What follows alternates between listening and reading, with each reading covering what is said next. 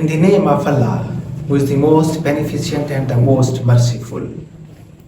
In life, challenges and failures are part of the journey.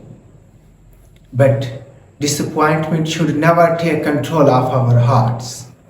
Every setback carries a lesson. Every delay hides a blessing. And every hardship brings us closer to strength and wisdom. When things don't go as planned, trust Allah. Trust that Allah's planning is always perfect. What is written for you will reach you, even if it takes time. So, never be disappointed. Keep faith, keep moving, and believe that something better is on its way. So, always be happy. Remember that happiness is the key of success. Being a Muslim, we should never be disappointed.